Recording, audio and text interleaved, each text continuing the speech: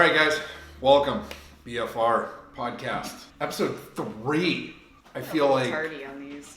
we're like professionals now.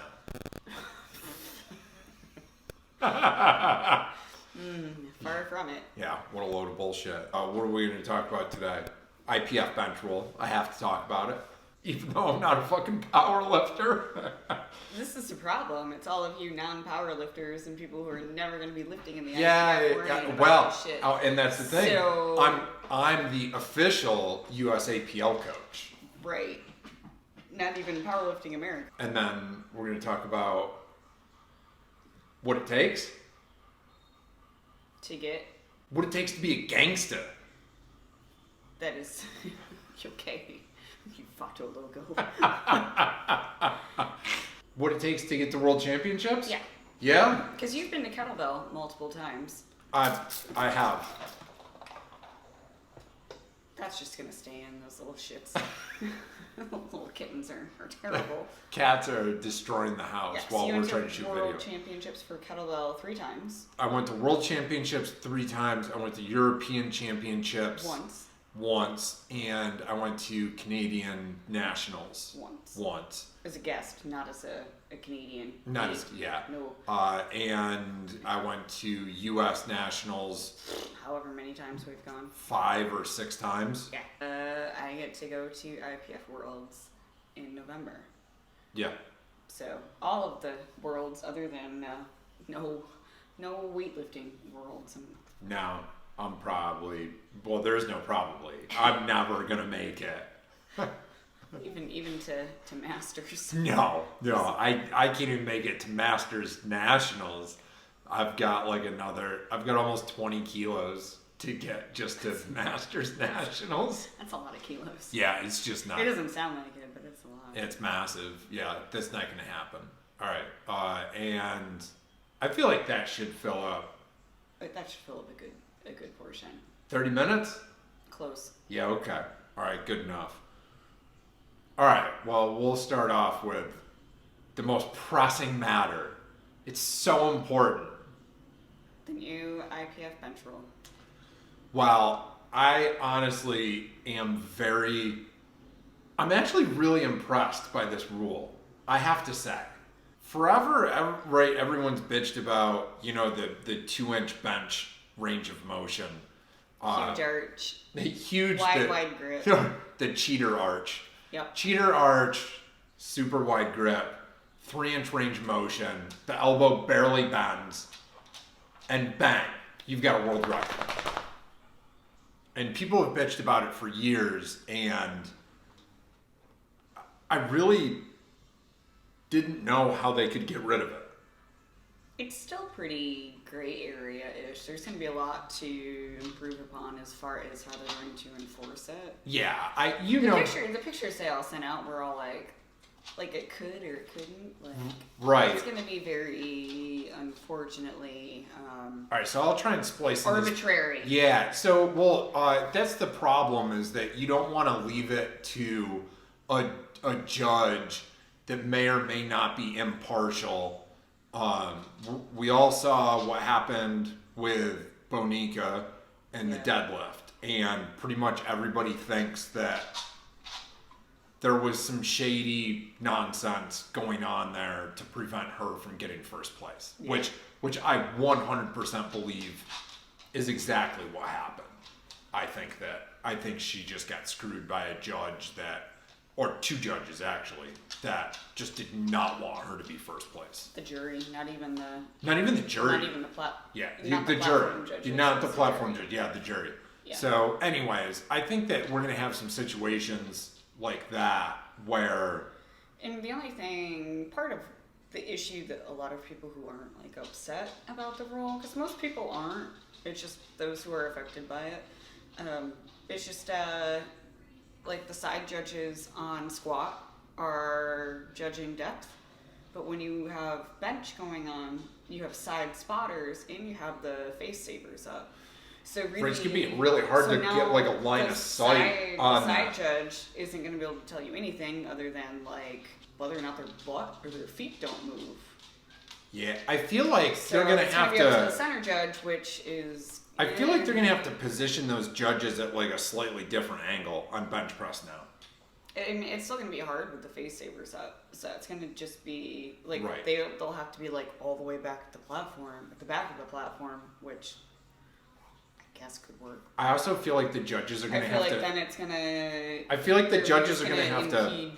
They're gonna have to sit on the floor. It's gonna be interesting to see how it's enforced.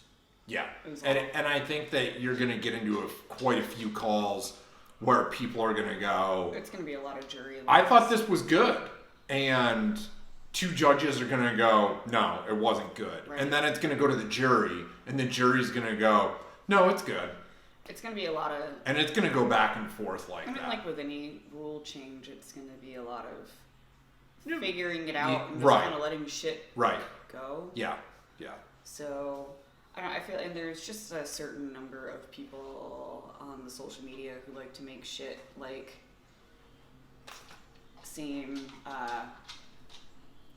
bigger than it is. Even Yeah. people who lift in the IPF, they're like, blur, and you're like, But this doesn't even affect you. 95% of the lifters competing in IPF Are unaffected. will pass this rule Yeah. like without a problem. Yeah. Even Like, how many videos did you see this past week on Instagram where people like shot video of themselves benching and Yeah. they were like, "Yep, I passed." And then some other people just being like, yo, why don't you try it out for like a couple sessions and see if it's really like that unworkable? Or if like you can figure out how to make yourself fit within those rules. Right. And the IPF even specifically said that they are targeting that 2-inch range of 2-inch motion range of motion. person. Yeah. because, you know, people outside powerlifting look at it and they're like, the Yeah. shit is this? Because we literally get comments from people Why on do social you media art? and people in the gym who are not actual powerlifting competitive athletes. Mm-hmm. And they're asking us, because we are coaches and an athlete, and they're like, how are people getting away with this? And don't you think this is bullshit? Rules is rules. And I'm like, it's until December 31st. It's right. the I'm rules like, to have it's that, within the rules. I'm like, Yeah. is it like, does it look like a proper bench press? No, but like, I can't really do anything about it. No. Like, people found a way around the rules. I mean, that's part of the sport is to push the shit as far as you can. Right. And then eventually, I guess, a bunch of the junior lifters who are still very flexible and not old and decrepit yet at Bench Worlds we're all doing the friggin' 2-inch shit. And I think they just got sick of some of the freaking shit talk on, one, social media, but two, Yeah. they do want to try to get the viewership up. And when people outside the sport are looking at the bench press and it's only 2 inches, and then you have other like Right.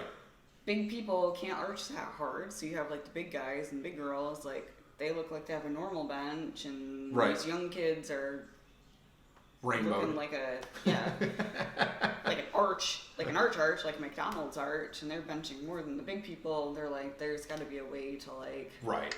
Yeah. level it out. It doesn't affect me, so I'm like, whatever. And also, I mean, it really does only affect maybe 5% of the people. Right. And if you want to lift in the IPF, you gotta play by their rules. If you don't want to, then there's plenty of other organizations that may fit what you're looking for better, and that's fine. Now, But the best thing that happened was they posted that and they turned all the comments off. And then the next post was from some bench championship, and it was someone with a 2-inch range of motion. So everyone who's pissed off about the rule or like, ooh, blah, blah, blah, look at this. They're like, really? It's like the immediate post afterwards. that's hilarious. Like who on their marketing team like specifically chose that Like, post oh, to it's a put new up? world record. We're all And it was like "Ugh." 2 inches. And you're like, isn't that exactly why you just made this rule? Yeah, but I mean, the IPF still wants world records to happen, and it's Right. just unfortunate timing, I guess. Yeah. Like maybe that should have been like after Equipped Worlds, like after the last. Yeah, Worlds. they could have made that. They should have made that announcement after Equipped Worlds. Honestly, or right before, because I mean, like it's. Yeah, like we still all arch in a shirt, but it's much, much harder. Yeah, and it's if not you as can much. get a 2-inch range of motion, like God, good for you. Now, the other part of the new bench rule: can't put your feet on the bench. that fucks more people up. Yeah, it Especially- actually does. But I've seen, from what I see on social media, this comes down to like a 50-50 split of people that are like, thumbs up because you putting your feet on the bench, A, is dirty, and B, is disrespectful. I have mixed feelings on. I get. That's like going You're over to not stuck- somebody's house and like walking in their house and putting your feet up on the couch. Insert Rick James, Dave Chappelle, muddy boots right here. Right, but like. If I'm raw benching, I don't put my feet on the bench to set up. If I'm in my shirt, I do. So Right. I just Yeah. that's that hurts more people. I mean, people will figure out a way to get around it. It's just for me when I'm in my shirt, just trying to like get like this arm, and then I'm like, ugh. For some reason, putting my feet up on the bench is helpful and easier some way. I don't know. You'll just have to figure out how to do it without. That's it. Yeah. And I mean, people legit were like, yo, an Eleiko combo rack is how much money? 2 G's? Something like that. But it's more than that because an ER combo is like 2 G's. Yeah. And like I an think Eleiko's Eleiko's- like double that. It's like Yeah. 4 G's. I think it's like like 4,500. I think. Like, yo, you're gonna put your like chalk feet and shit like up on a $4,000 bench? I mean, at the same time, like we don't typically wear our shoes outside. No, of you the do. gym. So that's the thing. That's like And, a I mean, boxing. like- You don't go into a boxing ring with like your street shoes. Right. Like you only wear boxing shoes like in the at boxing. most, like we're going into the bathroom, and as a female, I hope no one is pissing all over the floor.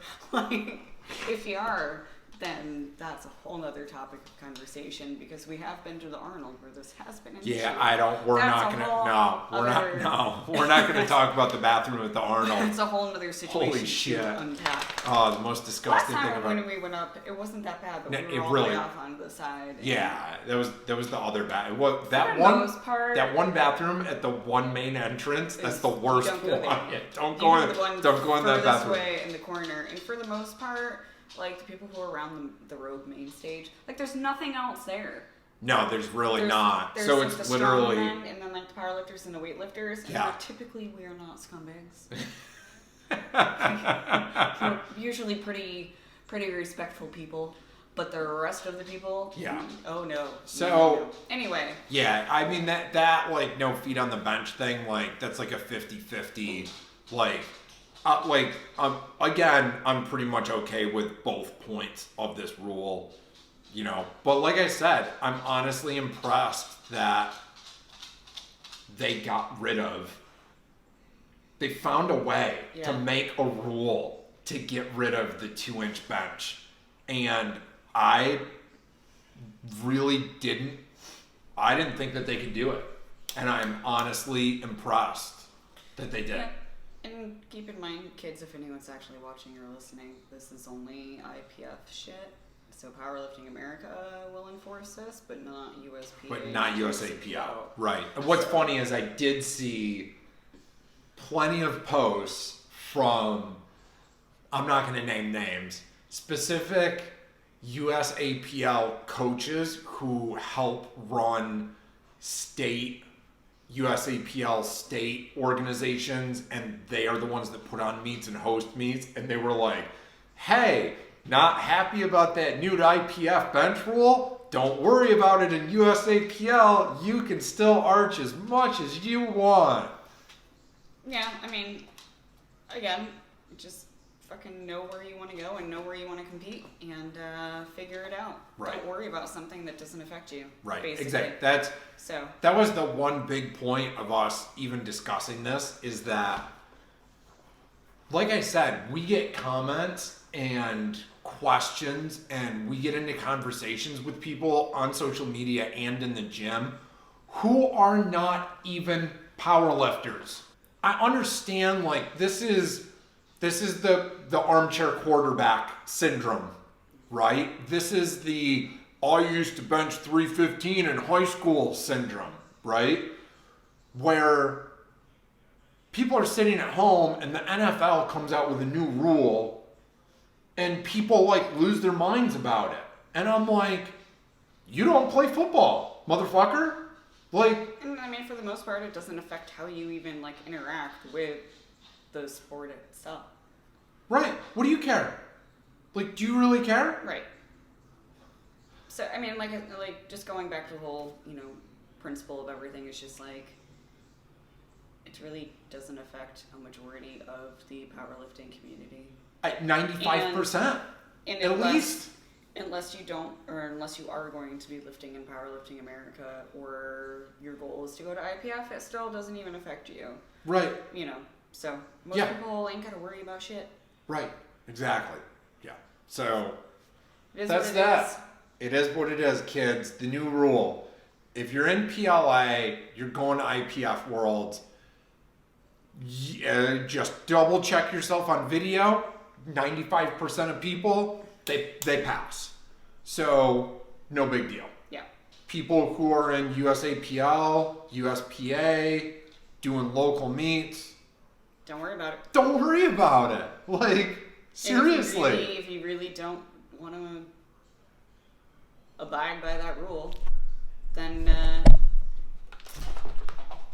go to an organization that has rules you like. Right, exactly. And that's a whole nother subject. I'm not even going to get into it. So, yeah, there's a lot to unpack on that one, and that's a whole nother episode right there. I feel like that would lose us some friends. Yeah, we can't even get into that because... Message us privately if you want us to spill the tea. Yeah, exactly. Yeah. So, subject 1 down, subject 2. Which kind of segues into... Yeah, it totally does. And again, that rule doesn't go into effect until January 1st. So guess what? You still got 4 months. Yeah, that takes us into your next topic, which is having what it takes to get to world championships. A little bit of luck, a lot of hard work.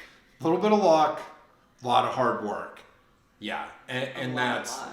And there's so much that goes into that. The whole, it takes a village type of thing. It's funny because, Matty Rogers talks about that. Kat and I talks about it. The guys' for some reason... Y'all don't have, a big, voice. Emotional support system. Well, the guys just aren't as vocal about any of it. No. None of the ones that I follow, anyway. No.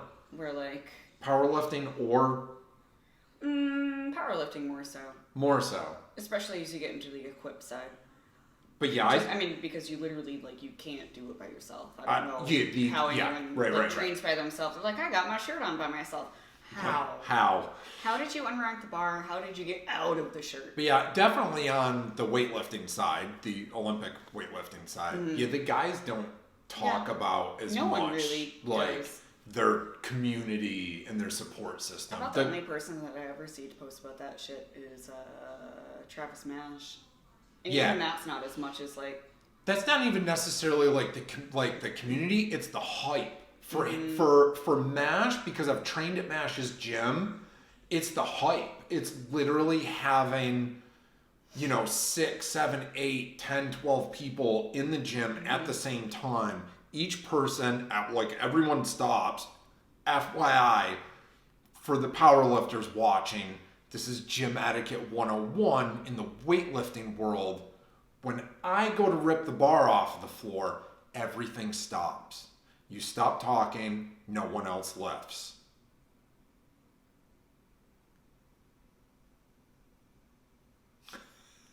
I lift in my own little room. Yeah, I know. But like out back in the gym, it's like we don't necessarily do that all unless somebody's going for a PR. Like I mean, it's hard because you lift when you have people in doing other shit. yeah, and I don't. The only time that I get uppity about it is if I'm going over like 95%. And then I'll be like, can you not push the sled in front of me while I'm lifting? Please. But yeah, try to smash that it's not necessarily the community and like your support system. It's the hype factor. It's having a dozen people in the gym all hyping each other up. I mean, it's kind of like that when we go down to James's, but oh yeah, for sure. it's usually like a very small, select group of us here anyway. Not select, but like yeah. It's not like a pack. It's not like the YMCA at 5 o'clock. no, I think there's usually like 8 people. Yeah. There's like 8 people in the whole gym. right. Yeah. And I think it's like And like each six of person us has their own rack. yeah, which is super nice. Yeah. It's like 6 of us are training, and then there's like you, James, and Jordan helping everyone out. Right. Yeah. Everyone else is in our freaking shit.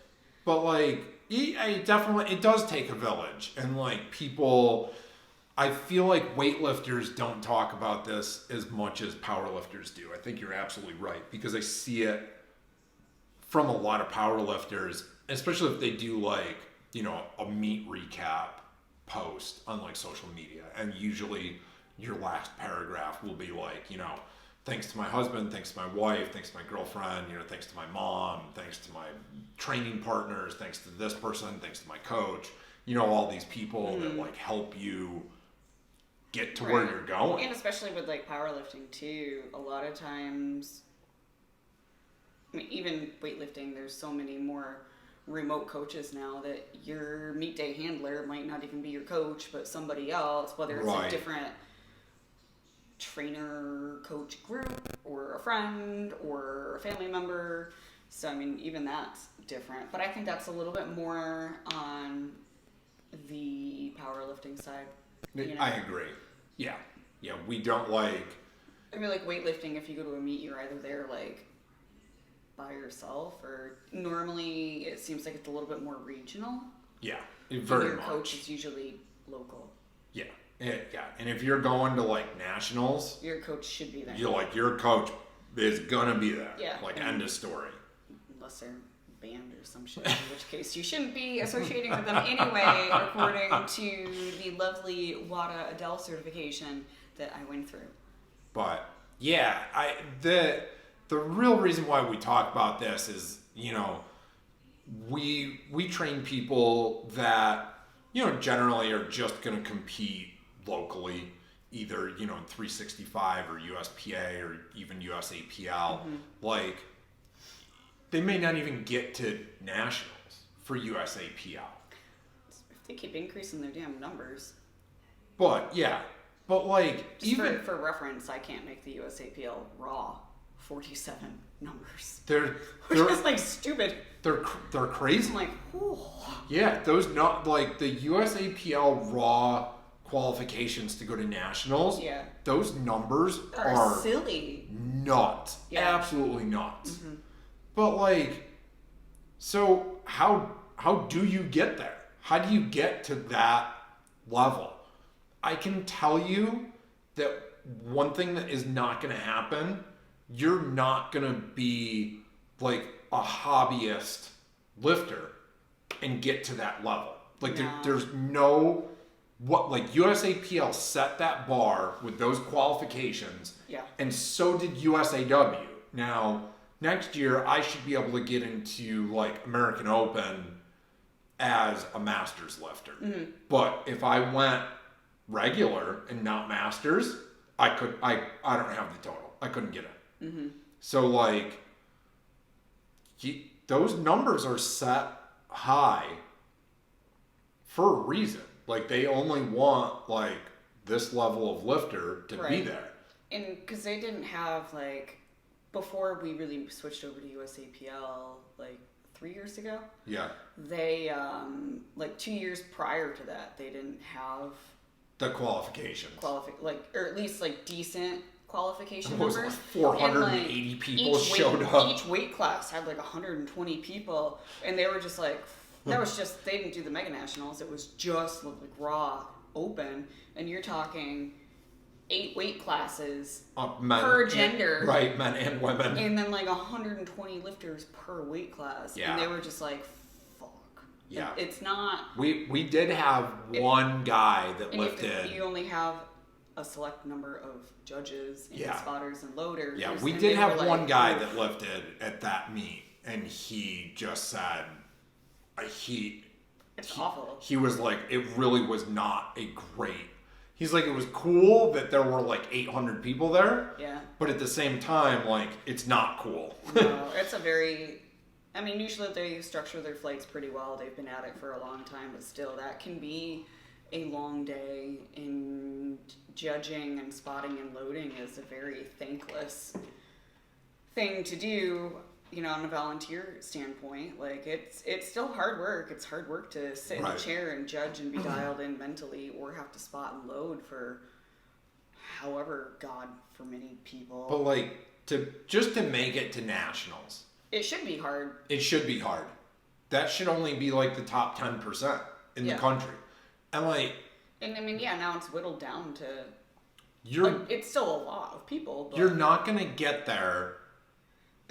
Only lifting 3 days a week, and this week you had to take a few days to do this, and I had this thing for work that I had to do, and the kids had to go to like this thing for school and blah blah blah. Like, even just to get to that level, but especially if you want to get to like PLA nationals and then get to IPF Worlds, you are lifting 3 to 4 days a week. If you think that you're going to like an IWF competition for weightlifting, for Olympic weightlifting, no, forget about it. The people that went just a few months ago to South America for Pan Ams. If you look at the Team USA list that went to Pan Ams, those people, all they do is lift. Yeah. Like, they don't even have normal jobs. They just lift. There's nothing wrong with being a hobby lifter. No. Just know it. There's not. Just no realistic expectations. Right. Because that's me. Yeah. Like I take training very seriously. I compete, and I love to train and I love to compete, and I lift 5 to 6 days a week, 50 weeks a year, and I've been doing it for 10, 12 years. I take it very seriously. I try not to take myself very seriously because... Mister, I just broke a chair. Right. I did just throw a chair across the gym last week. But... realistically, that's reality. Yeah. I'm never going to Pan Ams. It's not going to happen. When you did Kettlebell Worlds, that was soul sucking for both of us. Yeah, that's a little bit different story because I was competitive. I was on the podium, and there were legitimate rivalries. There's personal, I am going to do everything I can to fucking beat this person on the platform. You will kill yourself to try and do it. And legitimately, that was my life for 5, 6, 7 years. Yeah. And I mean, plus going into that, which is something that I deal with, is when you went to Ireland, you bumped up a weight class. Right. Which was rough. If anyone's tried to intentionally go up a weight class, I would much rather be in the situation I'm in and cut constantly. Because trying to gain weight is fucking miserable. I've done miserable. And I've done it for the past year, and now I have to maintain 102. Right. And if I don't eat enough, I'll drop below 100. And the instant I drop below 100, my lifting completely goes to shit.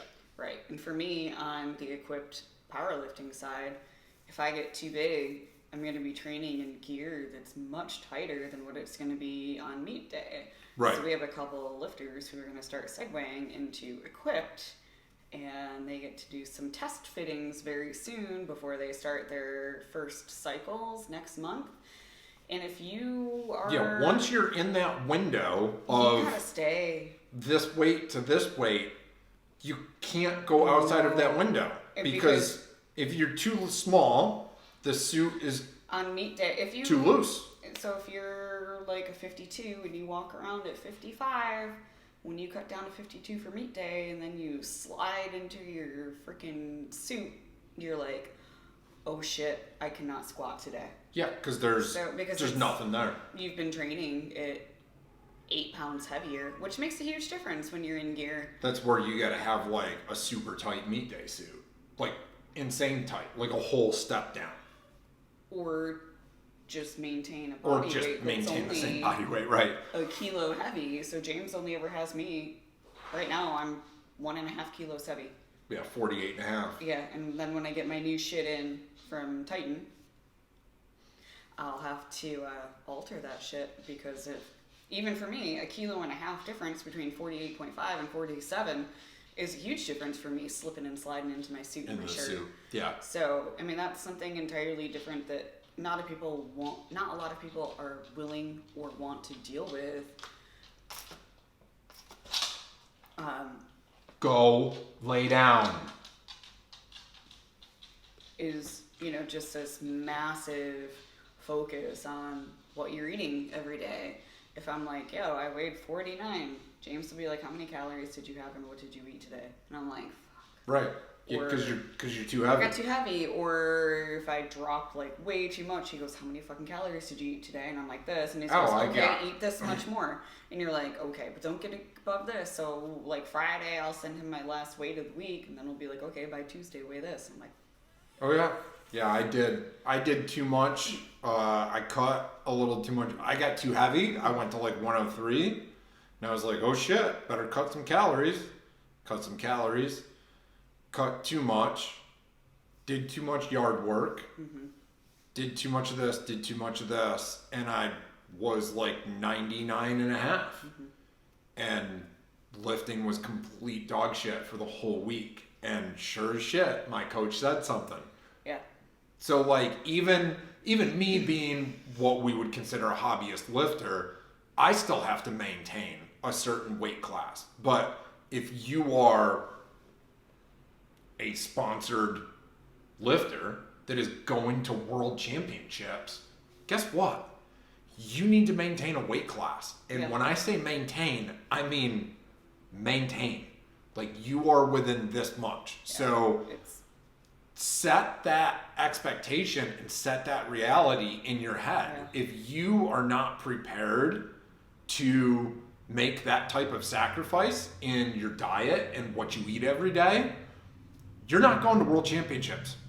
End of story. Right.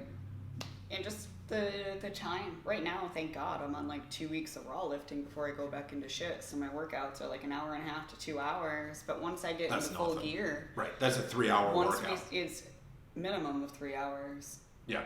And I mean, like. And then at that point. It sounds like it's long, and like it's really not. It's a lot of me sitting.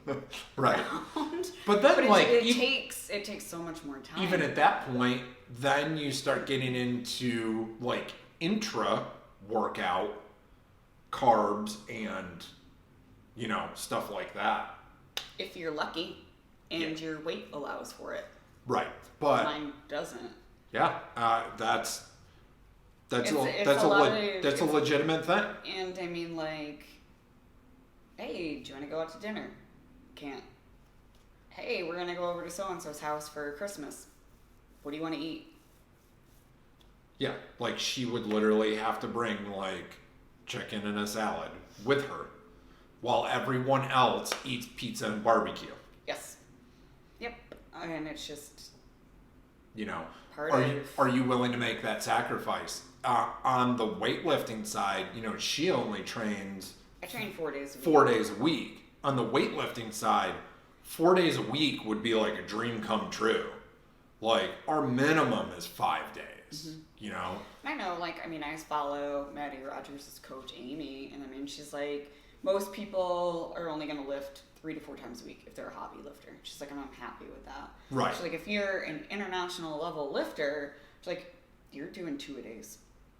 Like, there's no question. That's like everyone at Cal Strength. She did the AMA, and someone was like, well, what if I need to, like, split? And they're like, normally you do, like, your heavy lifting in the morning, and then if you have to go to work or go get the kids, you can go back and do, like, your accessory shit at night. She's like, no big deal. Even, like, my, like, American Open level lifters. Yeah, they're not paid lifters, like, shit. And we understand as coaches, like, life happens. And we are at the point where, like, we don't have kids, so that doesn't really affect us. But yeah, like, having the dogs and everything, like, can fuck our schedule up a little bit. But even I've split my schedule. Like, where, like, you know, yeah, like, I've done it. If I'm gonna snatch and clean and I have to front squat, you're gonna do your front squats in the morning, and then you're gonna do your snatch and cleans in the evening. Right. I mean, like, we understand that, like, life happens, but if it's a continual, like, oh, this popped up, then... Yeah, this is where, you know... we have very much set our non-negotiables.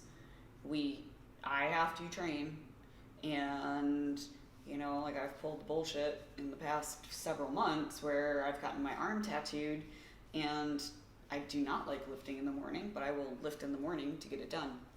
And there might be something work-related that pops up, and I'll be like, I gotta lift at 6 a.m. to get this shit done, but I go in at 6 a.m. and I get that shit done. Yeah, we will rearrange mountains in order to make sure that our training gets done. So, I mean, like, that is the priority. Whether it's, you know, we just went to a wedding last weekend, and that was like, we had to make sure we got in the gym. There was no bullshitting. We had very little talk. We got our food. We got to work. We got our lifting done. I did not eat shit that day, so I could eat at the wedding, which is another little sacrifice thing. I would like to see anyone do deadlift and bench on one single buttered English muffin. And then I had a thing of yogurt and a cereal bar so that I could eat my face off at the wedding. Yeah. That's the level that you have to be prepared to do. But I mean, like, you know, you look at more so on the powerlifting side, there's not a lot of women weightlifters who have had kids who are competing at the world level. Like, none. Right. Like, Meg Scanlon had twins. Yeah. She didn't have long training blocks because she couldn't. She had twins. Right. That are only like 2. I mean, like, they demand a lot of her time and attention, but she was like, I was still under a bar 4 days a week. At least 3 to 4 days a week. Yeah. And she won gold this year and set a bench world record. So, like, it's possible, but the amount of intention in your lifting, in your diet, in your recovery has to be tenfold of where you think it is. And, you know, do you have a job that allows... Yeah, she's like personal trainer or exercise science major. Right, like, so she's basically in the gym anyways, right? Yeah. And I mean, so, like, that's the thing, like, I own the gym. Yeah. So, like, I'm already there. Mm-hmm. So I lift at 2, 3 o'clock in the afternoon. So for me, it's not a problem. You know, it doesn't matter what sport I go into because I'm there. Yeah. I'm at the gym. I mean, before I switched jobs, I was driving from fucking Fort Mill every day, and I didn't get out of work until 5:30, and I'd have to take my sorry ass up 77. There are times where I wouldn't even get to the gym until 6:30, so I've been driving for an hour, and I was still probably in a damn 5-speed, so I was clutching and pedaling, and I would still have to go in and put in a damn workout. So when I first started with James, which has been almost 2 years now, there were times where I would not leave the gym until 10:00. 10:15. Yeah. Because I had to get it done. Yeah. Because I wanted to go Worlds that bad that I would have gotten up at freaking 6 a.m., dealt with bullshit traffic on 485 to worked, which is more bullshit, and then driven, and then still fucking worked out. And yeah, I'd have to come home, try to eat something, and then go immediately to bed. Right. And this has been...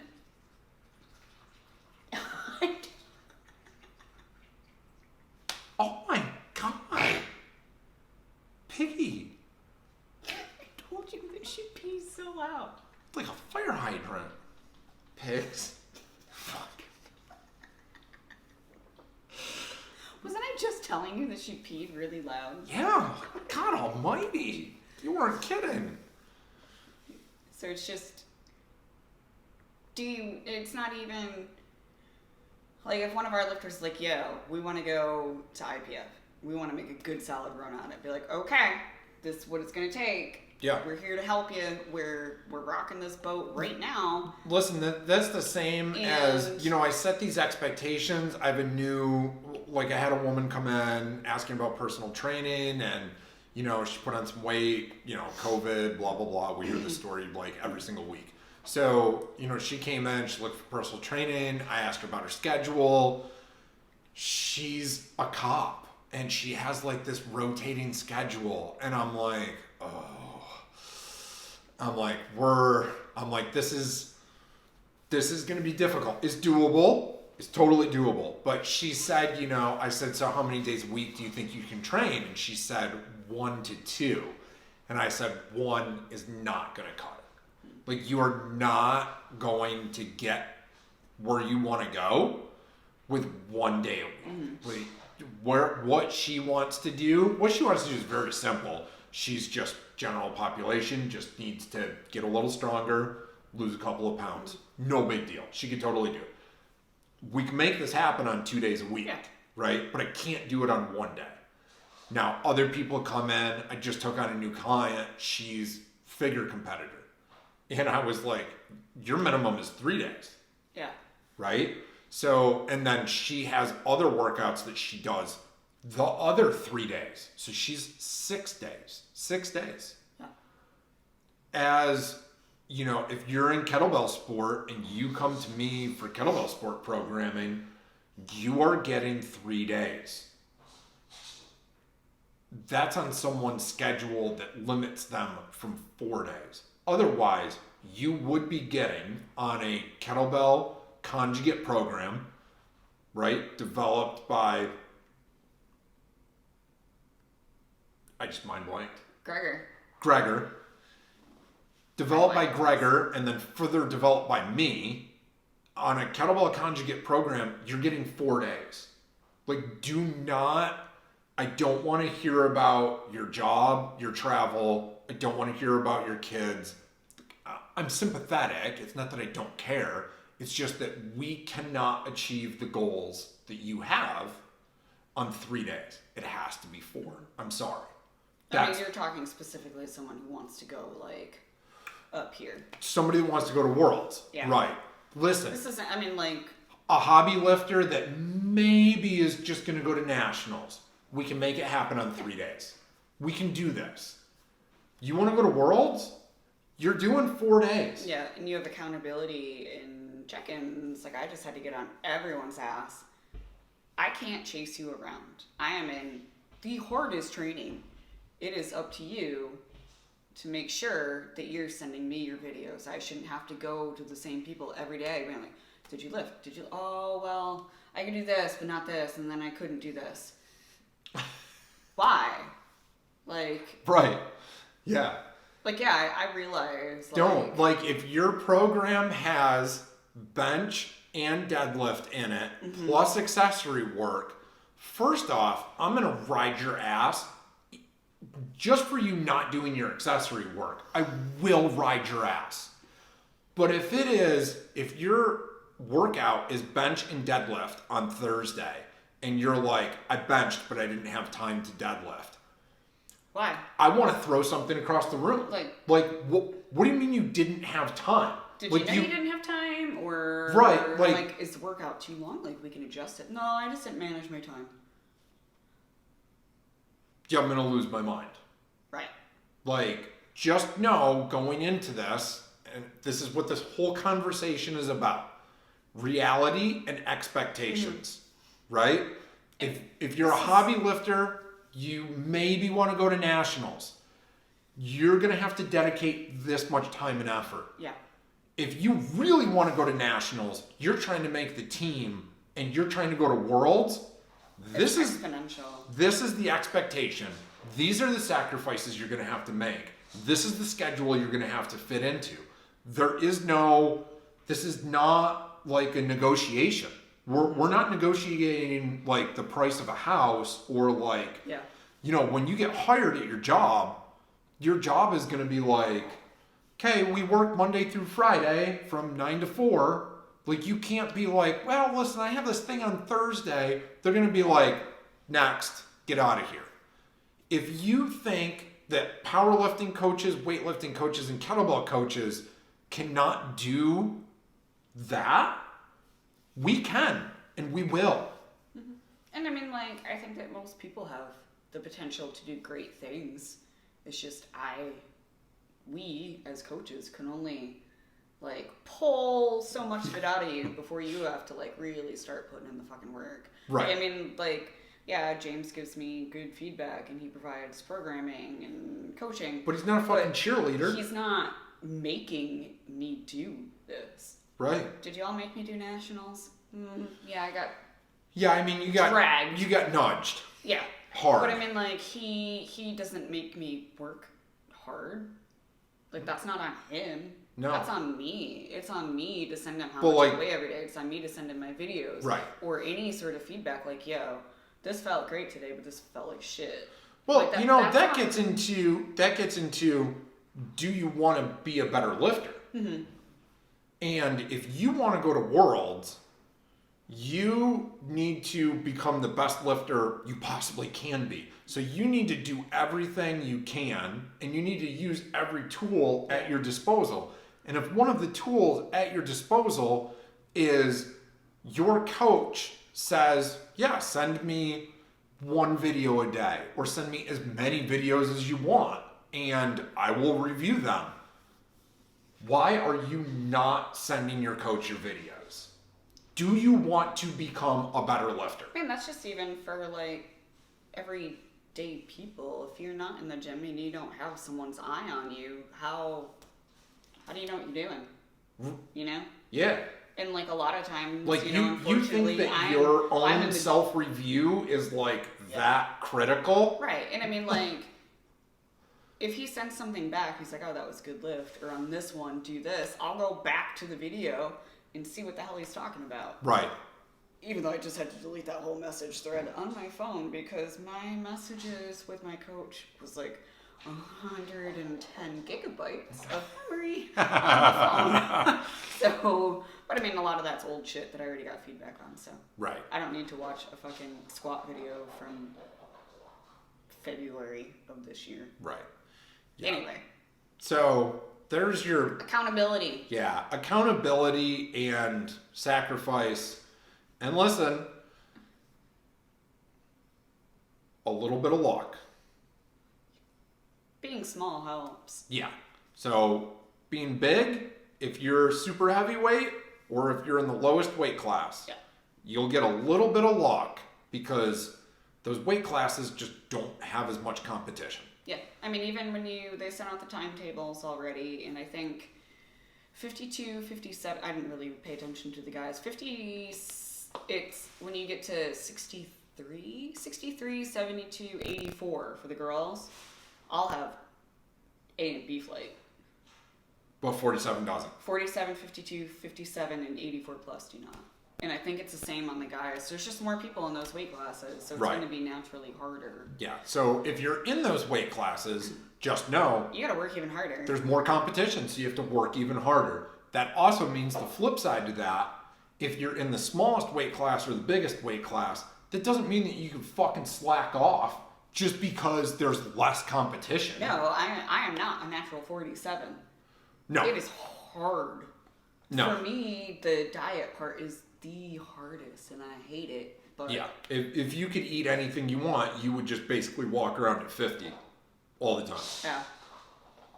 But that is not in the cards, even though we're not sending a 52, so I could have gone. I definitely would have come in last, so. Whole nother story. I won't. But It's what I was told to do and how I was told I would get to Worlds, so. We did it. That was the path that was set forward. Yep. And we took the path. Yep. And that was it. So it's taken 2 years. 2 years. Mind you, we've been lifting and competing for years and years, whether it was kickboxing, Muay Thai, boxing, or kettlebell, for damn near... a decade. A decade. Yeah. My last fight was in 2013, so. My last fight was You should have been 2012. 2011. I was 31. Oh. Unless it was in March, like before my birthday, before I turned remember. 32. I thought you were the year before me. No, I don't remember. it was the year before. Yeah. Yes, you would have been 2000. 2011. Oh, well, I fought in 2013. Or is that one? No. Yeah, I did in February. And then I got my instructorship Yeah. that summer. Yeah. So, I mean, that's the thing. In all of these sports, it is a massive sacrifice. It is serious dedication. Yeah.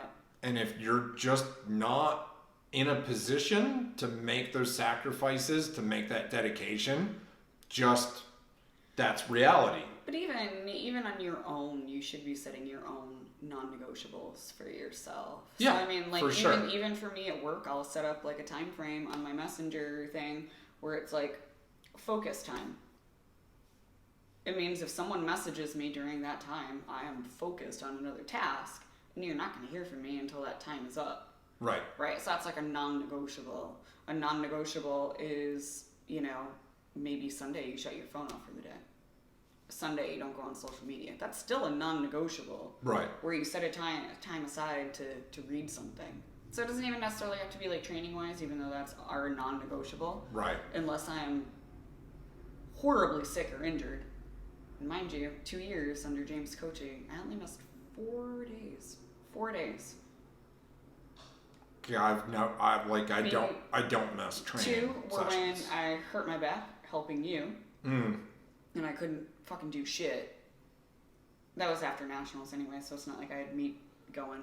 I think I missed 1 session in like 6 months. And then I missed 2 during the last training cycle for nationals because I was, again, fucking injured and Right. I didn't want to fuck myself up before. Yeah, I didn't want to make myself worse before we got to nationals. So. Right. But Set your non-negotiables for other things too, not just lifting. yes, absolutely. Get better and be better. Yeah, absolutely. All the things. But there it is. Reality and expectations and what it takes to get to the top. It's hard. Hard work, y'all. It is fucking hard. Speaking of hard, time to go meal prep. That's You life. gotta go eat your chicken. Yeah. All right, guys. That's it. Thanks for Yeah. watching. Okay, bye.